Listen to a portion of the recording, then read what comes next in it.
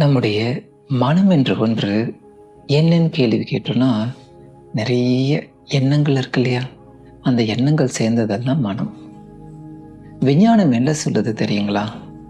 ஒரு சாதாரண ஒரு மனுஷனுக்கு ஒரு நாளைக்கு 60,000 எண்ணங்கள் வருதாம்.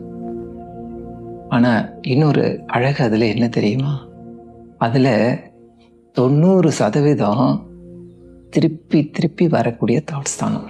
வேற எண்ணங்களே வரது இல்லையா? ஒரே எண்ணங்களுக்குள்ளார சுத்திக்கிட்டே இருக்கிறது தானா ஒரு சாதாரண மனிதனுடைய வழக்கம். இதெல்லாம் எங்கிருந்து வருது அப்படிங்கிறத கேள்வி கேட்டு பார்த்தோம்னா, நம்மளுடைய முன்ன இருக்கக்கூடிய அனுபவங்கள். அப்ப அனுபவங்கள்லாம் என்னெல்லாம் போடுறோமோ அதுதான் திரும்பி திரும்பி வந்துட்டு இருக்கும். இன்னையிலேருந்து என்ன செய்யணும்? நல்ல அனுபவங்களா போட்டாலே அதுவே தானே திரும்பி திரும்பி வரும். வாழ்க்கையும் அதே மாதிரி இனிமையா இருக்கும். வாழ்க வளமுடன்.